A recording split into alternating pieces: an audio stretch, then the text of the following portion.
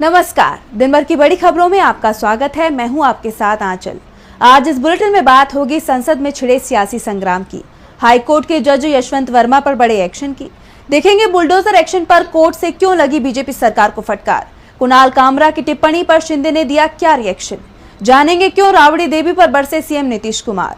और बुलेटिन के आखिर में देखेंगे जाने माने कार्टूनिस्ट इरफान की किस खबर पर पड़ी तिरछी नजर। लेकिन दिन भर की तमाम बड़ी खबरों से पहले एक नजर आज की सुर्खियों पर। दिल्ली विधानसभा में सीएम रेखा गुप्ता ने पेश किया बजट। विपक्ष ने बजट को बताया हवा हवाई। बजट से पहले इकोनॉमिक सर्वे पेश न किए जाने को लेकर जताया विरोध। वक्फ संशोधन बिल के खिलाफ देश भर में प्रदर्शन की तैयारी। मुस्लिम लॉ बोर्ड 26 मार्च को पटना, 29 को विजयवाड़ा में करेगा रैली। दिल्ली हाईकोर्ट से सांसद राशिद इंजीनियर को बड़ी राहत। संसद की कार्यवाही में जाने की मिली इजाजत, साथ रहेगा पुलिसकर्मी। शेयर बाजार में तेजी। 32 अंकों की तेजी के साथ 78,017 पर बंद हुआ सेंसेक्स, तो 10 अंकों की तेजी के साथ 23,668 पर बंद हुआ निफ्टी। ये तो थी सुर्खियां। अब बात आज की सबसे बड़ी खबर की। संसद में एक बार फिर विपक्ष ने सरकार की जमकर घेराबंदी की। किसानों की समस्या को उठाया गया तो राज्यों के साथ मोदी सरकार की नीतियों को लेकर सवाल उठे। इस बीच सरकार की तरफ से वन नेशन वन इलेक्शन और नए आयकर बिल को लेकर बड़ा फैसला किया गया है। तो संसद में क्या हुआ खास, जानने के लिए देखिए रिपोर्ट। संसद में आज भी विपक्षी सदस्यों ने सरकार पर तीखे हमले किए। तृणमूल कांग्रेस सांसदों ने संसद परिसर में प्रदर्शन किया। टीएमसी ने केंद्र सरकार पर पश्चिम बंगाल को मनरेगा के लिए मिलने वाला फंड रोकने का आरोप लगाया। टीएमसी सांसद कल्याण बनर्जी ने कृषि मंत्री शिवराज सिंह चौहान पर हमला करते हुए कहा कि वो बंगालियों के खिलाफ हैं। जब से वो कृषि मंत्री बने हैं, सिर्फ अमीरों के फायदे के लिए ही काम कर रहे हैं। गरीब किसानों से उन्हें कोई मतलब नहीं है, इसलिए उन्हें मध्य प्रदेश के सीएम पद से हटाया गया था। वहीं लोकसभा में कांग्रेस की तरफ से संसदीय कार्य मंत्री किरण रिजिजू के खिलाफ विशेषाधिकार हनन का नोटिस दिया गया। कांग्रेस नेताओं का दावा है कि एक दिन पहले संसदीय कार्य मंत्री ने कर्नाटक के deputy CM DK Shiv Kumar पर गलत बयान देकर सदन को गुमराह किया है। साफ है, रिजिजू की मुसीबत बढ़ती दिखाई दे रही है। और इस बीच बीजेपी सांसद पीपी चौधरी की तरफ से लोकसभा में वन नेशन वन इलेक्शन पर बनी जेपीसी के कार्यकाल को बढ़ाने का प्रस्ताव पेश किया गया, जिसे सदन से मंजूरी मिल गई। अब जेपीसी को 2025 के मानसून सत्र के अंतिम सप्ताह के पहले दिन अपनी रिपोर्ट सौंपनी होगी। इस बीच बजट अनुदान मांगों पर चर्चा के दौरान वित्त मंत्री निर्मला सीतारमण ने लोकसभा में बताया कि नया आयकर बिल संसद के मानसून सत्र में पेश किया जाएगा। ये बिल अभी सिलेक्ट कमेटी के पास है और कमेटी को अगले सत्र के पहले दिन तक अपनी रिपोर्ट सौंपनी है। संसद में दिल्ली हाईकोर्ट के जज यशवंत वर्मा का मामला भी उठा। संसद में विपक्ष ने मोदी सरकार को जमकर घेरा है, तो दिल्ली हाईकोर्ट के जज यशवंत वर्मा भी घिरते हुए दिखाई दे रहे हैं। इस मामले में जहां सभी दल एकजुट दिखाई दे रहे हैं कि जस्टिस वर्मा पर सख्त एक्शन होना चाहिए, तो सुप्रीम कोर्ट की तरफ से भी एक्शन लिया जा रहा है। कोर्ट की तरफ से बनाई गई टीम ने जांच शुरू भी कर दी है, तो राज्यसभा के सभापति जगदीप धनखड़ ने भी इसे लेकर सख्त रुख अपनाया है। तो क्या है पूरा मामला, देखिए इस रिपोर्ट में। दिल्ली हाईकोर्ट के जज यशवंत वर्मा के घर मिला पैसा किसका है? पुलिस ने ना तो अभी तक एफआईआर दर्ज की है और ना उसकी डायरी में ये लिखा है कि जस्टिस वर्मा के घर जो आग लगी थी वो शॉर्ट सर्किट से लगी या फिर कोई साजिश थी। जस्टिस वर्मा दावा कर रहे हैं कि उन्हें पैसे की जानकारी नहीं थी, तो पुलिस भी इसकी जानकारी जुटाने की कोशिश नहीं कर रही है। इस मामले में सुप्रीम कोर्ट ने जस्टिस वर्मा को दिल्ली हाई कोर्ट से हटाकर इलाहाबाद हाई कोर्ट भेजने की सिफारिश केंद्र से कर दी। वैसे सुप्रीम कोर्ट के इस कदम को लेकर इलाहाबाद हाई कोर्ट में विरोध तेज हो गया है। वकील अनिश्चितकालीन हड़ताल पर चले गए हैं और इस बीच सुप्रीम कोर्ट ने जांच के लिए 3 सदस्यों की कमेटी बनाई थी। इस कमेटी में शामिल हरियाणा हाई कोर्ट के मुख्य न्यायाधीश जस्टिस शील नागू, हिमाचल प्रदेश हाई कोर्ट के मुख्य न्यायाधीश जस्टिस जीएस संधावालिया और कर्नाटक हाई कोर्ट की जज अनु शिवरामन की टीम जस्टिस वर्मा के आवास पर पहुंचे। टीम ने सरकारी आवास में बने उस स्टोर रूम की जांच की जहां 14 मार्च की रात करीब 11 बजे आग लगी थी। इस दौरान जब फायर कर्मी मौके पर पहुंचे तो 3 से 4 बोरों में नोटों में आग लगी हुई थी, जिसकी जानकारी तुरंत फायर डायरेक्टर और दिल्ली पुलिस कमिश्नर को दी गई। जांच टीम ने फर्स्ट रिस्पॉन्डर्स यानी उन अधिकारियों के बयान दर्ज करेगी जिनकी जानकारी में ये मामला सबसे पहले आया। इस बीच ये मामला संसद में भी उठा। एक दिन पहले राज्यसभा के उपसभापति जगदीप धनखड़ ने कांग्रेस अध्यक्ष मल्लिकार्जुन खड़गे और बीजेपी अध्यक्ष जेपी नड्डा के साथ बैठक की। खड़गे की राय पर अब धनखड़ ने सर्वदलीय बैठक बुला ली।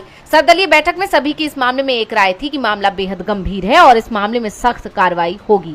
दावा किया जा रहा है कि सुप्रीम कोर्ट की तरफ से अगर महाभियोग कार्रवाई शुरू करने का प्रस्ताव आता है तो तुरंत ही जस्टिस वर्मा पर महाभियोग की कार्रवाई शुरू कर दी जाएगी। हाई कोर्ट के जज यशवंत वर्मा मुश्किलों में फंस गए हैं, तो मुश्किल में इस वक्त बीजेपी सरकारें भी दिखाई दे रही हैं। बुलडोजर एक्शन पर बीजेपी सरकारें मुश्किलों में घिर गई हैं। कोर्ट ने बीजेपी सरकारों को बुलडोजर एक्शन के लिए कड़ी फटकार लगाई, इसके साथ ही जवाब भी मांगा है। तो आखिर क्या है पूरा मामला, जानने के लिए देखिए रिपोर्ट। जिस बुलडोजर एक्शन को लेकर बीजेपी सरकार जनता के सामने अपनी पीठ थपथपा रही थी, अब वही बुलडोजर एक्शन बीजेपी सरकारों के लिए गले की फांस बन गया है। दरअसल सुप्रीम कोर्ट ने बुलडोजर एक्शन को लेकर एक बार फिर यूपी सरकार को कड़ी फटकार लगाई है। कोर्ट ने कहा कि आखिर नोटिस के 24 घंटे के भीतर घरों को ध्वस्त कैसे किया जाता है। न्यायालय ने कहा कि ये हमारी अंतरात्मा को झकझोर देता है कि कैसे आवासीय परिसरों को इतने मनमाने तरीके से ध्वस्त कर दिया गया। अदालत ने पीड़ितों को राहत देते हुए घरों को फिर से बनाने की सशर्त अनुमति दी है, जिसमें कहा गया है कि उन्हें एक हलफनामा देना होगा कि वो समय पर अपील करेंगे, जमीन पर कोई दावा नहीं करेंगे और किसी तीसरे पक्ष को शामिल नहीं करेंगे। अगर उनकी अपील खारिज हो जाती है तो उन्हें अपने खर्च पर घरों को फिर से तोड़ना होगा। दरअसल ये मामला प्रयागराज का है, जहां साल 2021 में एक वकील, एक प्रोफेसर और अन्य के घरों को बुलडोजर से तोड़ दिया गया था। तो वहीं अभी हाल ही में महाराष्ट्र के नागपुर में हुई हिंसा के कथित आरोपी फहीम खान के घर महाराष्ट्र सरकार ने बुलडोजर एक्शन लिया। सरकार के इस एक्शन पर बॉम्बे हाई कोर्ट ने कड़ी फटकार लगाते हुए इस पर तत्काल रोक लगा दी। दरअसल फहीम खान के 2 मंजिला घर को अदालत के आदेश से पहले ही ढा दिया गया था, जबकि यूसुफ शेख के घर के अवैध हिस्सों को ढहाने की कार्रवाई अदालत के आदेश के बाद रोक दी गई। दोनों आरोपियों ने अदालत में याचिका दायर कर जल्द सुनवाई की मांग की थी। कोर्ट ने प्रशासन की कार्रवाई पर सवाल उठाए। बेंच ने कहा कि कथित अवैध हिस्सों को ढहाने से पहले मकान मालिकों की बात क्यों नहीं सुनी गई। ये कार्रवाई संपत्ति के मालिकों की बात सुने बिना दमनात्मक तरीके से की गई। वहीं खान की तरफ पेश हुए वकील अश्विन इंगोले ने कहा कि अदालत ने सरकार और नगर निगम अधिकारियों से जवाब मांगा है और मामले की अगली सुनवाई 15 अप्रैल को तय की गई है। याचिकाकर्ता के वकील ने दावा किया है कि बेंच ने कहा है कि अगर निष्कर्ष निकलता है कि तोड़फोड़ अवैध रूप से किया गया था तो प्राधिकारियों को इस नुकसान की भरपाई करनी होगी। ऐसे में सरकार सवालों के घेरे में आ गई है। बुलडोजर एक्शन इस वक्त चर्चा का विषय बन गया है, तो stand up comedian Kunal Kamra भी चर्चाओं में है। शिवसेना चीफ पर एक पैरोडी गीत को लेकर कुणाल कामरा ने माफी मांगने से इनकार कर दिया है। तो वहीं इस मामले पर एकनाथ शिंदे का बयान आया है। तो आखिर कुणाल कामरा ने क्या कुछ कहा और इस पर शिवसेना की क्या प्रतिक्रिया आई, जानने के लिए देखिए report. Stand up comedian Kunal Kamra की महाराष्ट्र के उप मुख्यमंत्री एकनाथ शिंदे पर की गई कथित टिप्पणी को लेकर एक बड़ा विवाद खड़ा हो गया है। इस मामले में कुणाल कामरा को मुंबई पुलिस ने समन जारी किया और उन्हें पूछताछ के लिए सुबह 11 बजे खार पुलिस स्टेशन बुलाया गया था। हालांकि मुंबई में नहीं होने की वजह से कुणाल पूछताछ के लिए नहीं पहुंचे।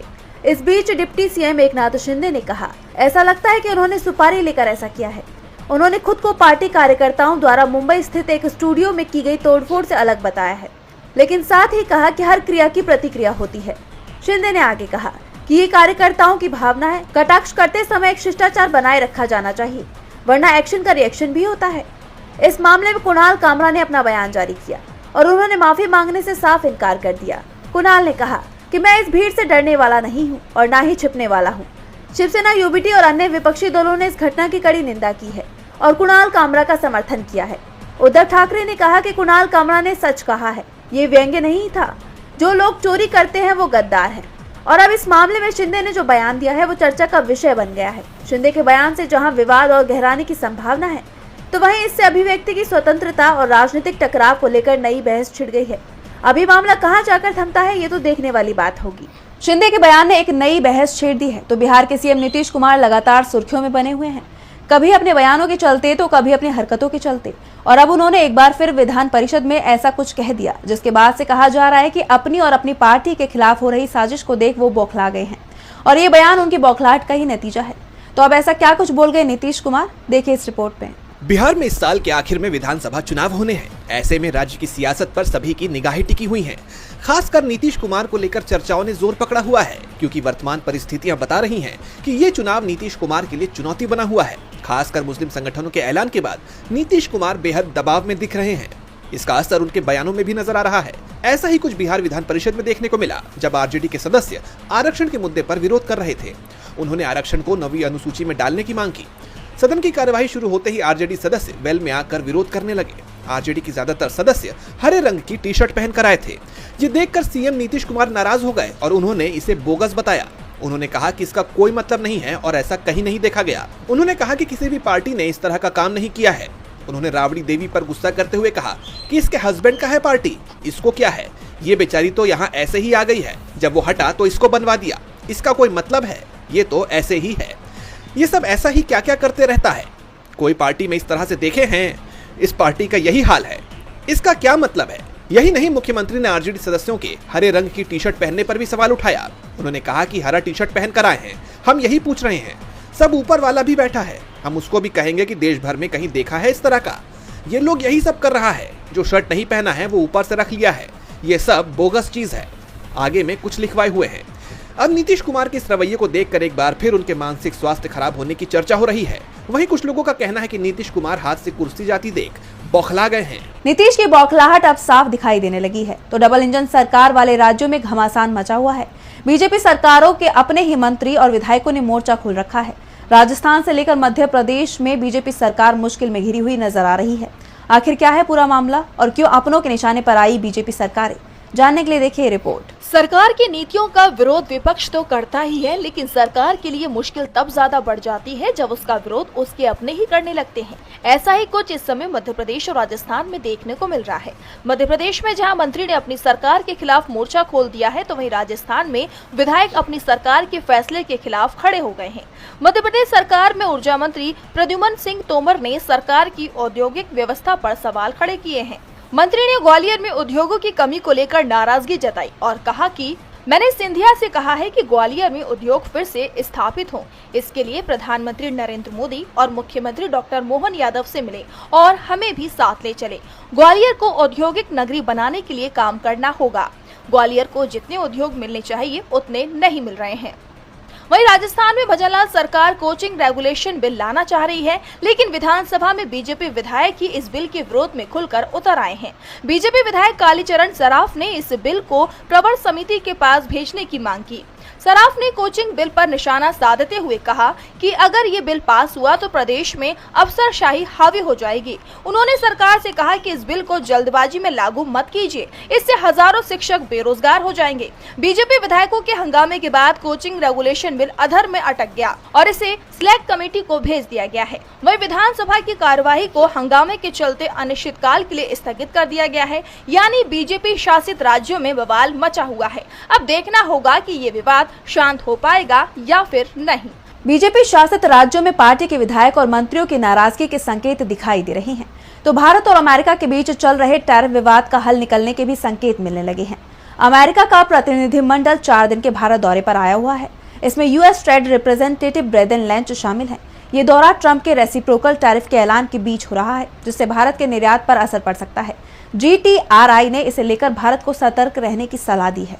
देखिए रिपोर्ट। भारत ने अमेरिकी उत्पादों पर टैरिफ घटाने का संकेत दिया है, जिसके बाद 25 मार्च को एक अमेरिकी प्रतिनिधिमंडल भारत का दौरा करने पहुंचा। इसमें यूएस ट्रेड रिप्रेजेंटेटिव ब्रेदन लैंच जैसे बड़े अधिकारी शामिल हैं। ये दौरा तब हो रहा है जब अमेरिकी राष्ट्रपति ट्रंप ने 2 अप्रैल से रेसिप्रोकल टैरिफ लगाने की घोषणा की है। इससे भारत के कृषि उत्पाद, मीट, ऑटोमोबाइल, हीरे, सोना, रसायन और दवाओं पर 8 से 33% तक टैरिफ बढ़ने का खतरा है। हालांकि ग्लोबल ट्रेड रिसर्च इनिशिएटिव ने भारत को सावधान रहने की सलाह दी है। GTRI का कहना है कि अमेरिका में फास्ट ट्रैक ट्रेड अथॉरिटी नहीं होने से समझौतों में बदलाव का जोखिम है। अमेरिका हस्ताक्षर के बाद भी दोबारा बातचीत कर सकता है, जिससे भारत से कानूनी और नीतिगत बदलाव की मांग हो सकती है। इससे भारत की संप्रभुता प्रभावित हो सकती है। GTRI के संस्थापक अजय श्रीवास्तव ने कहा कि इस समझौते के लिए कूटनीति के साथ साथ अमेरिकी व्यापार नीति की कमियों को समझना जरूरी है। ये दौरा दोनों देशों के बीच व्यापार को बढ़ाने का मौका दे सकता है, लेकिन भारत को अपने हितों की रक्षा के लिए सतर्क रहना होगा। ये चर्चा आने वाले दिनों में और तेज होने की उम्मीद है। और बुलेटिन के आखिर में देखेंगे जाने माने कार्टूनिस्ट इरफान की किस खबर पर पड़ी तिरछी नजर।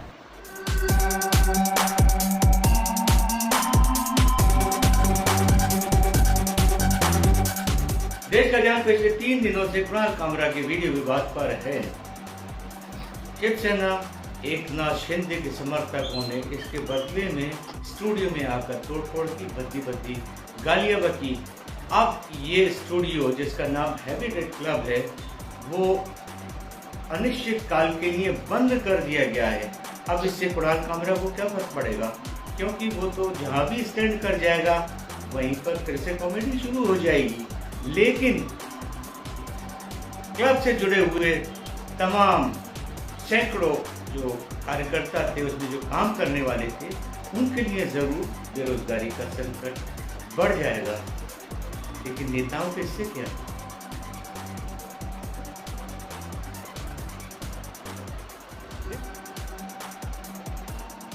बहुत बहुत शुक्रिया इरफान जी। तो आज इस बुलेटिन में इतना ही। आप देखते रहिए डीबी लाइव। नमस्कार।